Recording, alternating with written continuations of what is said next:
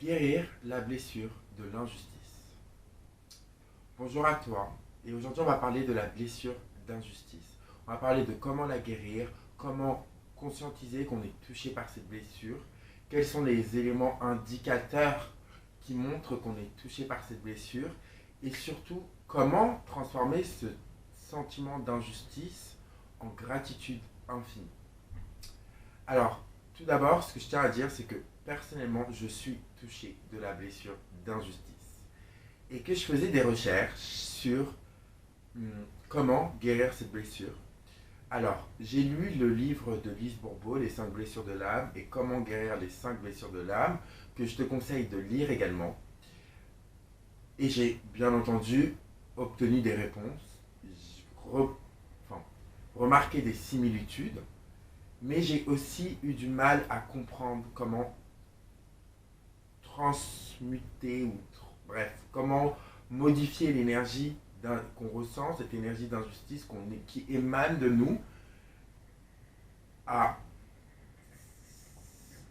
à la gratitude, en fait, tout simplement, à la gratitude. Comment transmuter une énergie, une blessure en force, tout simplement.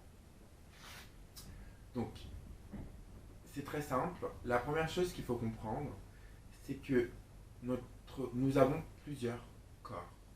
Nous avons donc notre corps physique, nous avons notre corps énergétique.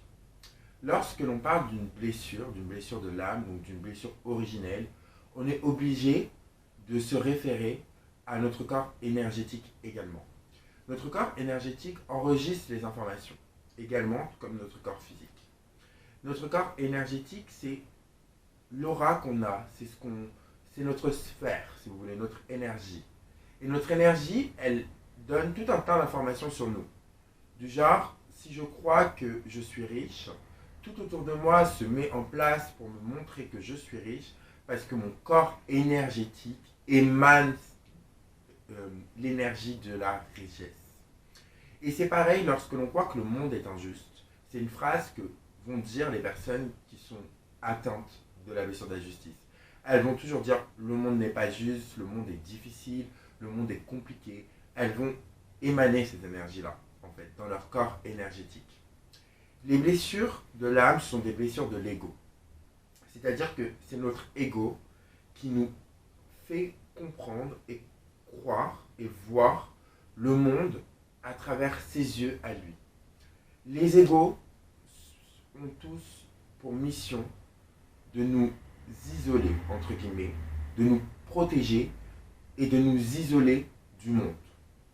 Donc quand on parle d'une blessure d'injustice, le fait de prendre le monde, de voir le monde à travers les lunettes de l'injustice, nous permet de valider notre croyance qu'on n'est pas digne d'être aimé, mais je vais y venir, qu'on n'est pas digne d'être aimé, qu'on n'est pas assez, pas suffisant, trop.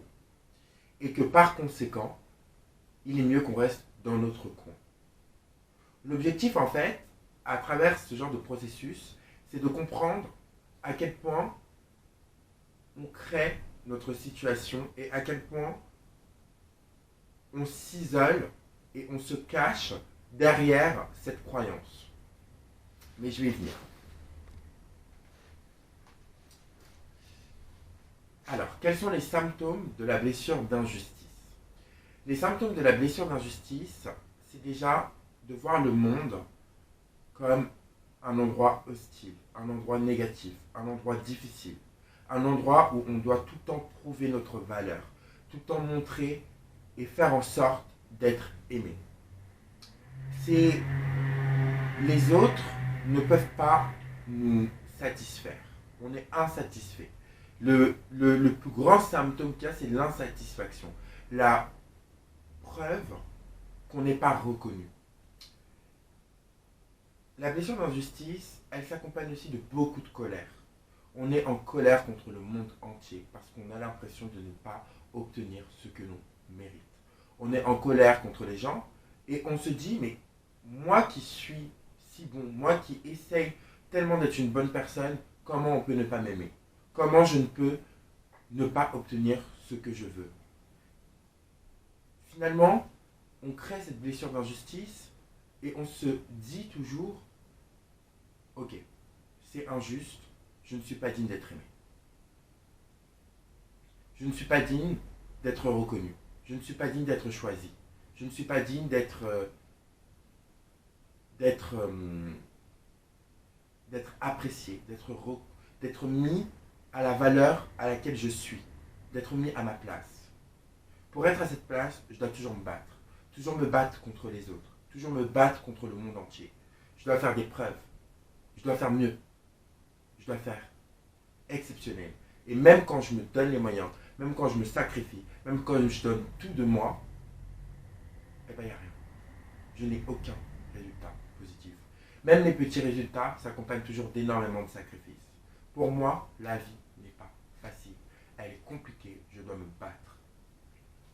Vous voyez ce mindset, déjà vous allez remarquer qu'il y a toujours cette notion de pas assez et de trop. En fait, on est toujours dans un extrême. Dans l'extrême entre je suis pas assez ou je suis trop. On n'est jamais suffisant. On n'est jamais juste ce qu'on est. Quand on se voit à travers cette blessure. Cette blessure, elle est en lien avec la blessure du rejet. Donc, on se sent rejeté et on se rejette les autres et on s'isole. C'est très important de le comprendre. Que pour ne pas être rejeté, ne rejette pas les autres et ne te rejette pas toi-même. Ne t'isole pas. Pour ne pas être trahi, ne te trahis pas. Pour ne pas être injuste, pour ne pas vivre d'injustice, ne sois pas injuste, ça marche ou pas, I don't know. On va y venir. Ce qu'il faut comprendre, c'est comment cette blessure a-t-elle été créée. Vous savez, les blessures de l'âme, les blessures qu'on porte en nous, donc moi je m'appuie de mes lectures. Donc pour vous faire cette vidéo, les lectures que j'utilise actuellement, ce sont les lectures que j'ai faites sur l'auteur Lise Bourbeau, Le pouvoir du pardon radical et Avoir le courage de ne pas être aimé. Trois merveilleux ouvrages dans lesquels j'ai pu vraiment faire une introspection et qui m'ont vraiment servi d'outil pour avancer. Parce que rester avec une blessure d'injustice, je le dis clairement, c'est réussir sa vie, oui. Les gens qui sont victimes de la blessure d'injustice vont toujours réussir. Parce qu'ils se donnent tellement les moyens, ils se font tellement de mal pour réussir, on se fait tellement de mal pour réussir, on se donne tellement de moyens qu'on va réussir. Mais c'est aussi réussir seul. Vous savez, tu peux arriver sur ta colline, mais si tu arrives sur ta colline et que tu es tout seul et que tu peux partager ça avec personne, parce que tu n'as pas réussi à créer de lien, finalement ta réussite va vite devenir un échec. Si pour réussir, tu es obligé à chaque fois de te dénaturer, de changer ta nature, et que tu réussis dans la douleur, dans la souffrance, c'est aussi une manière de ne pas vraiment savourer le moment présent. Et vous savez, aussi une chose qui est très importante, c'est qu'il faut arrêter de penser en bien ou en mal. Il faut arrêter de penser en termes de réussite ou en termes d'échec.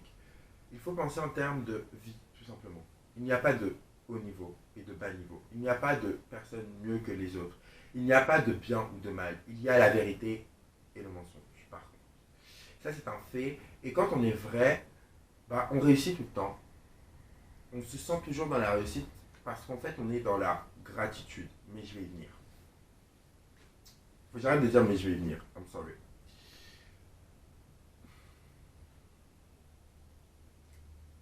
La création des blessures se passe principalement, nos premières blessures, elles viennent de ce sentiment de séparation qu'on a avec les autres, avec la vie. On est toujours séparés, comme je disais dans d'autres vidéos, on est dans la séparation, on se sent coupé du monde qui nous lie avec Dieu, on ne comprend pas vraiment ce qu'on fait là, et donc du coup forcément on trouve ça injuste, parce qu'on se dit mais qu'est-ce que j'ai fait pour mériter ça? Qu'est-ce que j'ai fait pour mériter ces séparations? Qu'est-ce que j'ai fait pour avoir le sentiment d'être seul? Et certaines personnes, dont je fais partie, vont traduire cette solitude et cette difficulté par l'injustice. C'est injuste. Je ne mérite pas ça et pourtant je le vis. J'en suis victime. Les blessures d'injustice, elles vont également se créer dans notre enfance. C'est-à-dire que des fois, on va vivre certains événements dans l'enfance où on va remarquer par exemple que nos frères et sœurs bénéficient d'un traitement différent de celui dont on bénéficie. On va vouloir faire quelque chose et on ne va pas pouvoir le faire parce que quelqu'un de notre famille ou quelqu'un qui a autorité sur nous ne va pas permettre qu'on le fasse et nous, ça va nous paraître injuste parce qu'on aura toujours cette impression que si on avait fait cette chose-là, on aurait réussi. On aurait réussi et on aurait, en plus de ça, ça aurait changé notre vie, changé notre quotidien. Donc du coup, on reste dans la case de victime et on se dit en fait finalement, le monde il est injuste, je ne peux compter que sur moi-même et pour être aimé, il faut toujours que je fasse des preuves. Donc on a remarqué dans notre enfance, par exemple, notre enfant intérieur, un jour s'est dit, voilà, moi pour être aimé, il faut que je fasse ça, il faut que je fasse ça, il faut que je fasse ça. Sans avoir même la notion de je peux être aimé tel que je suis sans rien avoir à faire. Et je vous le dis, d'ores et déjà, vous pouvez être aimé, être reconnu, être apprécié, être riche, être heureux, sans avoir à faire d'efforts. Les efforts ne sont pas nécessaires, forcément, dans certains cas, en fait. Et dans le cas du bonheur, dans le cas de la vie, les efforts ne sont pas forcément nécessaires. En fait, vous êtes déjà heureux, vous êtes déjà riche, vous êtes déjà aimé. Mais c'est à vous de remarquer comment vous êtes aimé, comment vous êtes riche et comment vous pouvez ressentir ça, en fait. Les histoires qu'on se raconte dans l'enfance ne sont pas forcément réelles. Et donc, c'est pas parce qu'à un moment donné dans ta vie, tu as senti que c'était injuste que ça l'était réellement. Typiquement, pour vous donner un exemple concret auquel je pensais hier, moi, je suis un mec efféminé et donc du coup, et gay en plus. Et donc du coup, pendant très longtemps, je me disais que les hommes hétéros me rejetaient. Et je trouvais ça injuste. Et hier, je me faisais la réflexion, je me disais en fait, on ne m'a jamais vraiment rejeté. Certaines personnes m'ont rejeté, oui, mais beaucoup m'ont accepté, beaucoup m'ont aimé tel que j'étais. Et c'est moi qui les rejetais parce que je ne me sentais pas à l'aise avec eux. Donc au final, c'était pas forcément injuste de leur part. C'est plus moi qui, comme je trouvais ça injuste, comme je ressentais du rejet, comme je ressentais que je n'étais pas aimé à ma valeur et que je ne pouvais pas donc être aimé, et comme je n'arrivais pas à fournir les efforts nécessaires, je choisissais de rester seul. Et qui le vivait mal forcément.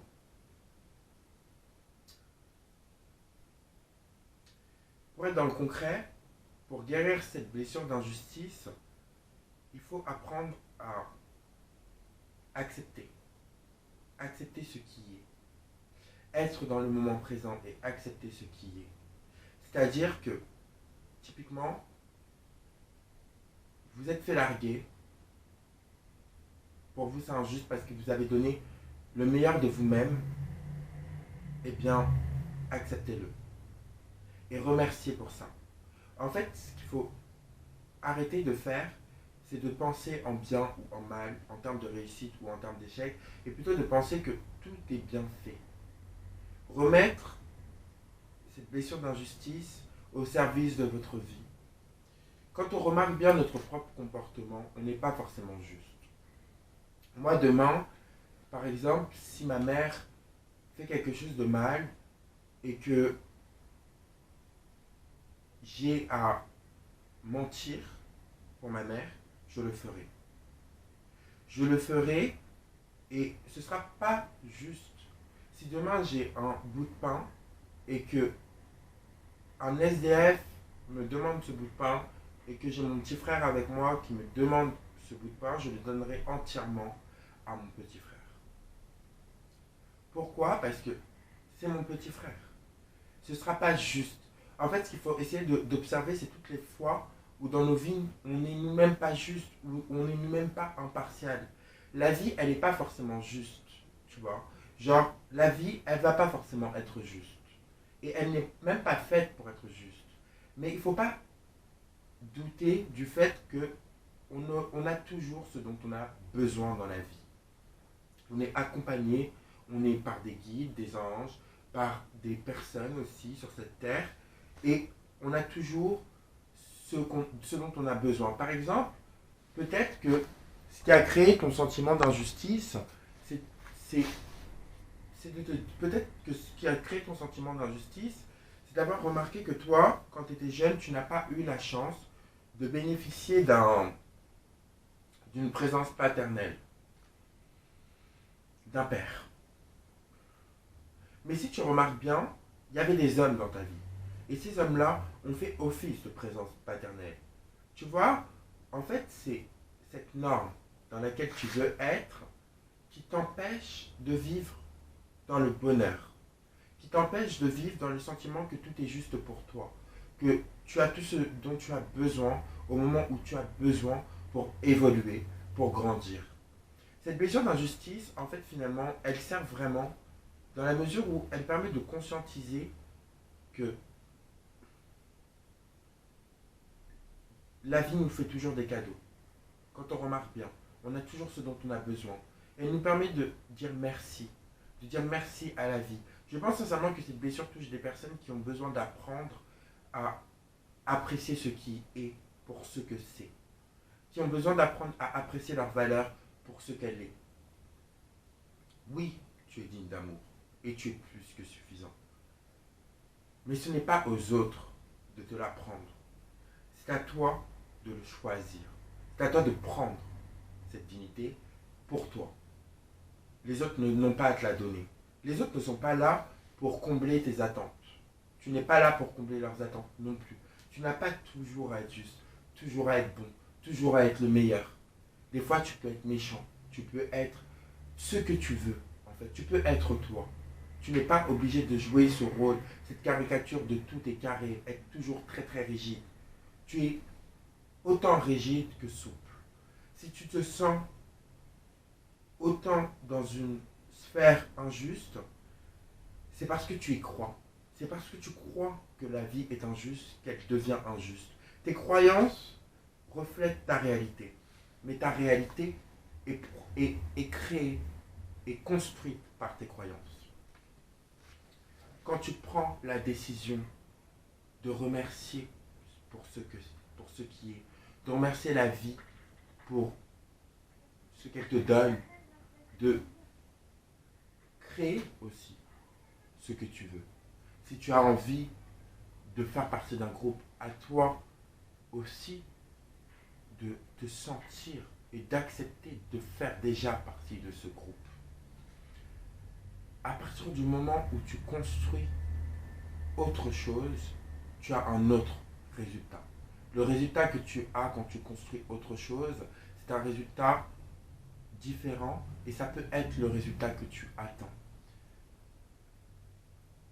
Ce que j'aurais aimé qu'on me dise à moi, et c'est ce qu'on m'a dit finalement, c'est au lieu de te plaindre, au lieu de te victimiser, au lieu de te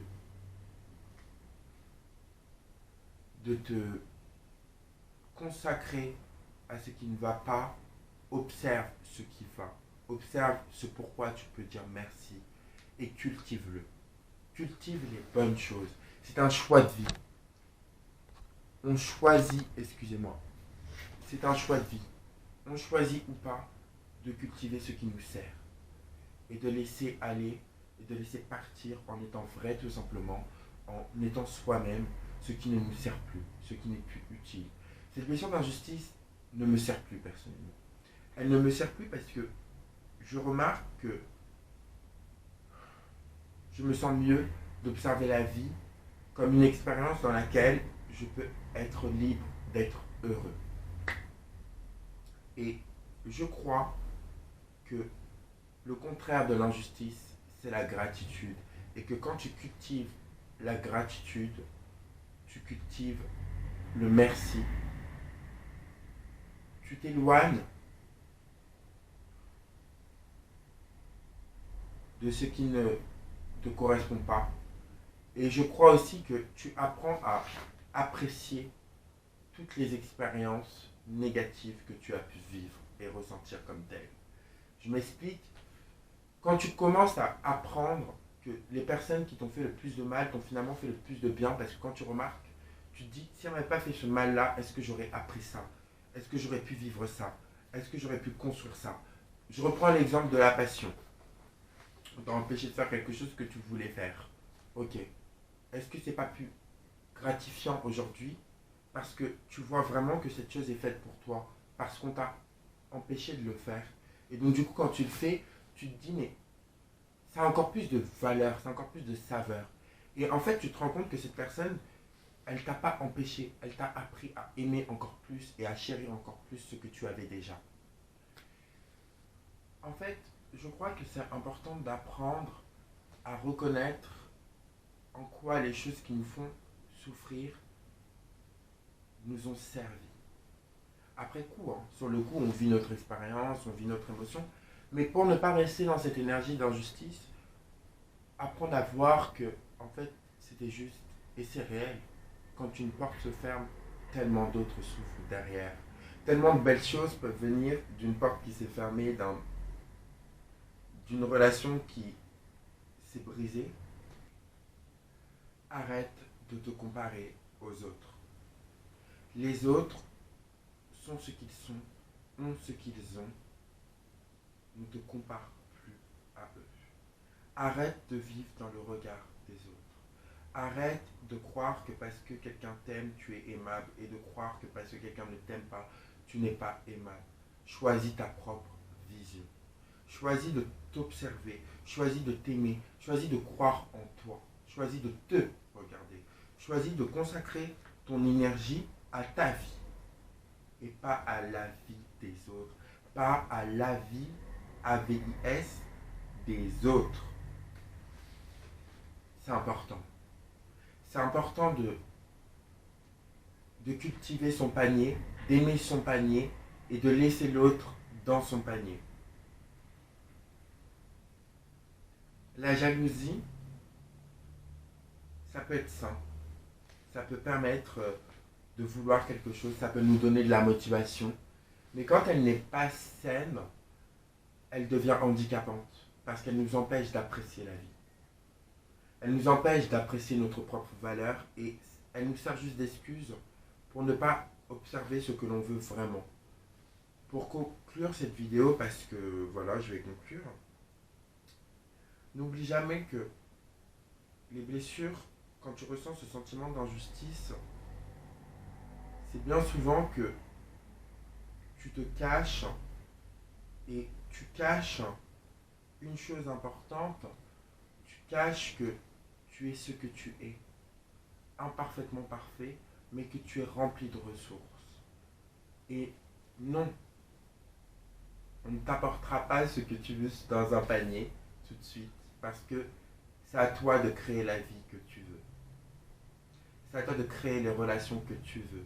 C'est à toi d'accepter de perdre. Enfin, de perdre. C'est à toi de laisser aller ce qui doit aller et de laisser arriver ce qui doit arriver. Fais confiance à la vie et fais-toi confiance.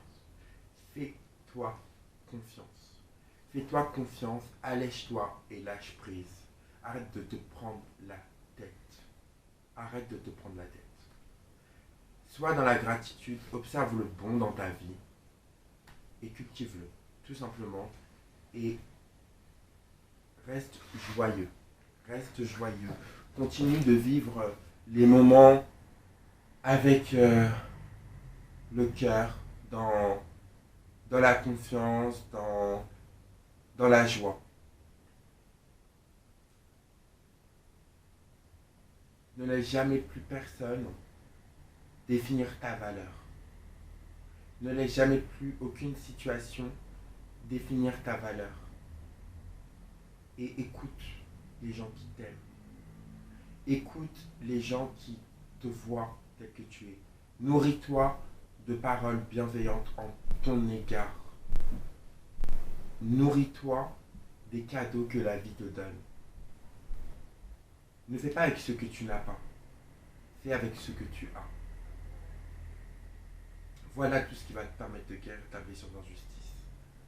Et observe ce en quoi tu crois et change ce que tu crois qui ne te sert plus. Typiquement, la vie est facile. Je suis digne d'être aimé. C'est des choses que tu peux te répéter. Tu peux te répéter, tu peux y croire, tu peux les accrocher à ton cœur. Parce que c'est la vérité. Et parce que, au fond de toi, tu sais que tout va bien se passer. Everything's gonna be alright. right. Enfin bref, c'était une petite vidéo comme ça, histoire de vous partager. Pour conclure, je termine, c'est très important. L'inverse de l'injustice, c'est la gratitude. Voilà. Je vous souhaite un bon moment et puis moi je me casse. Gros bisous, mettez un commentaire, un like, un pouce en l'air et un gros j'aime. Salut!